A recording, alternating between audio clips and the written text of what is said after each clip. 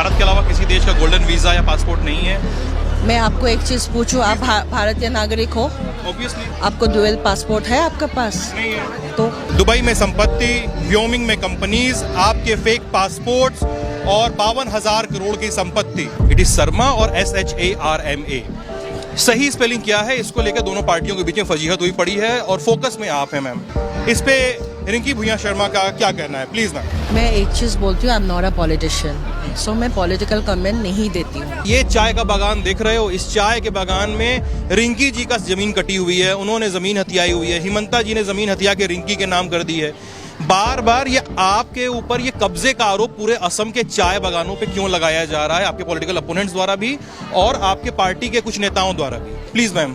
अगर जो बोले, अगर हम लोग का है this is completely fake, proof करे ना। चाय बागानी किसान भी बोले, मैंने कुछ किसानों से बात की तो उन्होंने कहा जोरहाट में किसान बोल रहे हैं कि यहाँ पे रिंकी मैडम ने जमीन ले ली, मामी ने जमीन ले ली, वो ये कह रहे हैं।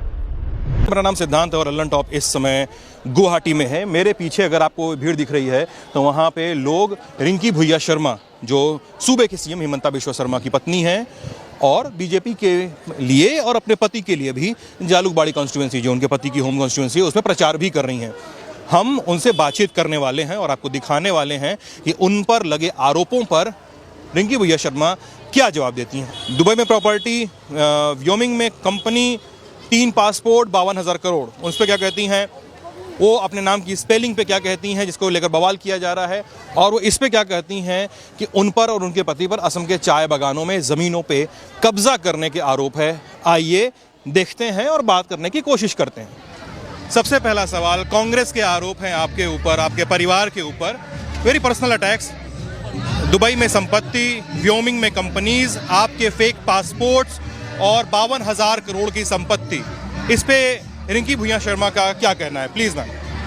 कांग्रेस का जब ऊपर से नीचे तक जो पागल कुत्ता ने काटा, तो यहाँ वहाँ दौड़ने के सिवा वो जो करता है पागल कुत्ता, वो लोग वही कर रहा है। So this are all fake allegations, this are all AI generated, already been confirmed. So now we are just waiting for the justice because I have lodged an FIR. आपके पास भारत के अलावा किसी देश का गोल्डन वीजा या passport नहीं है? मैं आपको एक चीज़ पूछूं, आप भारतीय नागरिक हो? ऑब्वियसली आपको डुअल पासपोर्ट है आपके पास? नहीं है। तो सेम थिंग, मेरे पास 3 पासपोर्ट कैसे हो सकता है? हाँ। ठीक है मैम, एक और सवाल है जिसमें बड़ी लड़ाई हो रही है कांग्रेस और बीजेपी के बीच में, आपके नाम की स्पेलिंग को लेके, which is about Sharma. It is Sharma और SHARMA। सही स्पेलिंग क्या है, इसको लेकर दोनों पार्टियों के बीच में फजीहत हुई पड़ी है और फोकस में आप हैं मैम, प्लीज। मेरे पासपोर्ट में कौन सा लिखा हुआ है? That is my Sharma. Sharma. अच्छा, लास्ट सवाल मेरा इसमें पूरे फियास्को में, मैं पूरा असम घूमने के बाद आपसे बातचीत कर रहा हूँ। मैं अपर असम गया, मैं लोअर असम गया, हर एक सेक्ट में आपके पॉलिटिकल अपोनेंट्स भी कहते हैं और कई बार आपके पार्टी के लोग भी दबी जुबान में कहते हैं कि यार ये चाय का बागान देख रहे हो, इस चाय के बागान में रिंकी जी का ज़मीन कटी हुई है, उन्होंने ज़मीन हथियाई हुई है, हिमंता जी ने ज़मीन हथिया के रिंकी के नाम कर दी है। बार बार ये आपके ऊपर ये कब्जे का आरोप पूरे असम के चाय बागानों पे क्यों लगाया जा रहा है, आपके पॉलिटिकल अपोनेंट्स द्वारा भी और आपके पार्टी के कुछ नेताओं द्वारा भी? Please ma'am. एक्चुअली मैं एक चीज़ बोलती हूँ, Himanta Bishwa Sharma is a non-stoppable CM. Non-stoppable CM, and he has worked non-stoppable in the sense due to his working, what he has done for Assam. He is totally transformed Assam. अभी आदमी ने दूसरे जगह तो अपोजिशन को कुछ नहीं मिल रहा है, तो मेरे को मिल रहा है, मेरे बेटी को मिल रहा है, मेरे बेटा को मिल रहा है। अभी मेरे बेटे का भी हालत ख़राब करके रखा हुआ है, मेरे बेटी को भी, मेरे बेटे को उल्टा पुल्टा बोल के रखा। You have seen it in the video, so I don't want to repeat it. मेरे बेटे का भी उल्टा पुल्टा करके रखा हुआ है, मेरे को भी नहीं छोड़ा। So we are a soft target.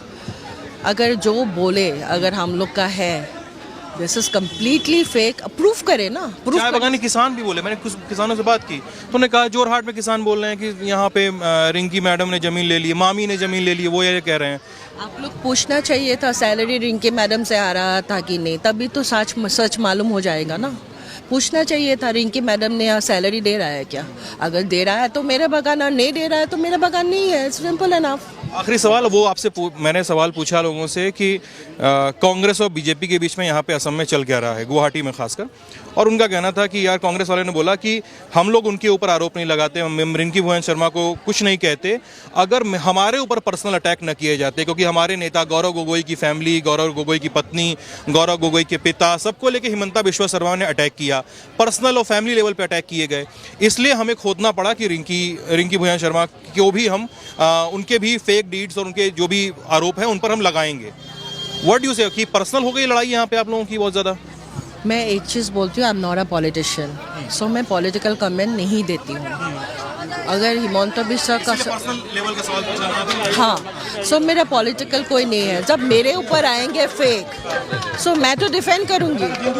So and this are all fake things that has come. Thank you so much Rinki ji. অসমৰ মুখ্যমন্ত্ৰী ডক্টৰ হিমন্ত বিশ্ব শৰ্মা ডাঙৰীয়া আজি আপোনাৰ পৰা অসমবাসীয়ে উত্তৰ বিচাৰিছে। মুখ্যমন্ত্ৰী হিমন্ত বিশ্ব শৰ্মা ডাঙৰীয়া আজি আপোনাৰ বিজেপি দলৰ কাৰ্যকৰ্তাই লজ্জাবোধ কৰিছে। আপোনাৰ গুৱাহাটীত বহি আপোনাৰ সোণৰ অসম, আপোনাৰ বৰ অসমৰ গুৱাহাটীত বহি আপুনি যিখন ৰাজ্যৰ মুখ্যমন্ত্ৰী সেইখন অসমত আহি পৱন খেৰাই আপোনাক চেলেঞ্জ কৰিলে। পৱন খেৰাই আপোনাক ক'লে যে আপোনাৰ পত্নীৰ তিনিখনকৈ যি বাহিৰা দেশৰ পাছপৰ্ট আছে আৰু ইয়াৰ লগতে আমেৰিকাৰ দৰে দেশত অগাধ সম্পত্তি আছে।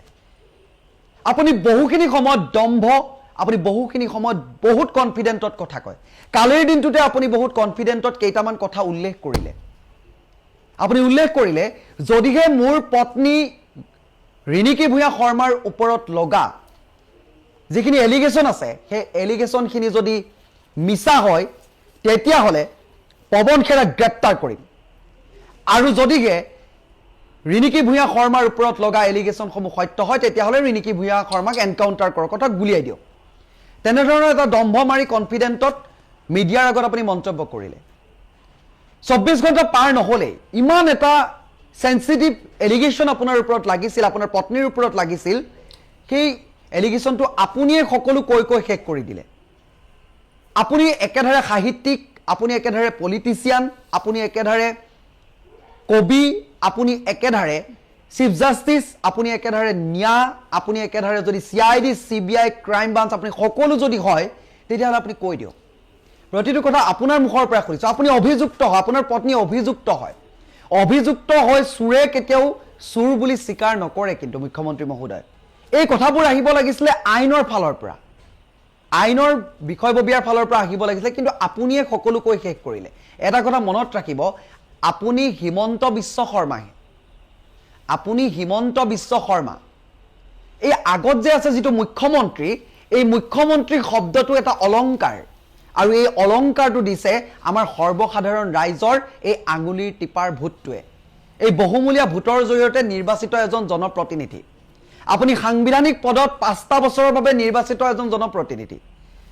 গতিকে আপোনাক প্ৰতিটো সময়তে প্ৰশ্ন সোধাৰ অধিকাৰ প্ৰতিজন নাগৰিকৰ আছে।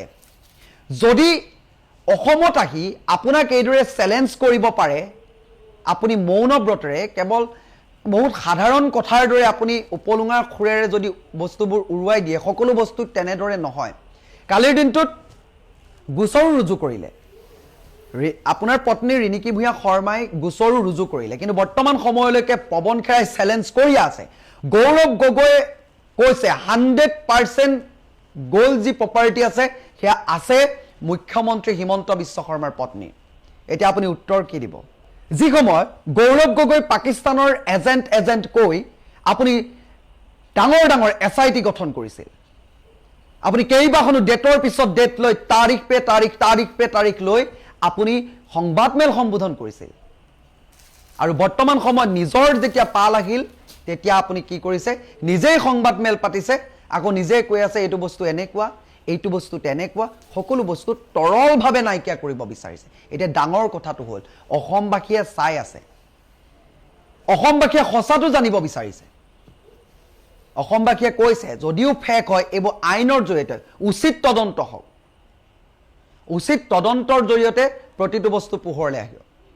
আপুনি যদি অভিযুক্তই যদি নিজেই অভিযুক্ত ৰিণিকী ভূঞা শৰ্মাৰ যদি স্বামী হিমন্ত বিশ্ব শৰ্মা ডাঙৰীয়া নিজে সকলো যদি ৰাইজৰ আগত কৈ থাকে তেনেকেতো নহ'ব আইনৰ ফালৰ পৰা আহিব লাগিব ইমান ডাঙৰ এটা কথা UAE আমেৰিকাৰ দৰে দেশৰ পৰা ইমান ষ্ট্ৰিক্ট আইন আৰু তাৰ পৰা একেদিনাখনেই সব ৰিজাল্ট আহিলে এই কথাবোৰ চৰ্চা হৈছে চৌদিশে গৌৰৱ গগৈ পাকিস্তানৰ এজেণ্ট কৈ আপোনালোকে যিটো কাম কৰিছিলে তেতিয়া SIT গঠন কৰিছিলে ইমান ডাঙৰ এটা অভিযোগৰ পাছত আপোনালোকে এই বিষয়টোৰ ওপৰত SIT গঠন কিয় নকৰিলে মুখ্যমন্ত্ৰী হিমন্ত বিশ্ব শৰ্মা ডাঙৰীয়া আমেৰিকাৰ যি অগাধ এটা সম্পত্তিৰ পাহাৰৰ কথা বৰ্তমান সময়ত কংগ্ৰেছ দলে যিটো এলিগেশ্যন লগাইছে আপোনাৰ 52,000 কোটি টকাৰ যিটো সম্পত্তি আছে সেই কথাটো আপুনি ৰাজহুৱা কৰক আছে নে নাই পৱন খেৰা জেললৈ যায় নে নাযায় সেইবোৰ আমাক নালাগে আমাক এটা কথা লাগে পৱন খেৰাই যিটো কথা উত্থাপন কৰিলে কংগ্ৰেছৰ স্পোক পাৰ্সন যদি যিটো কথা উল্লেখ কৰিছে আপোনাৰ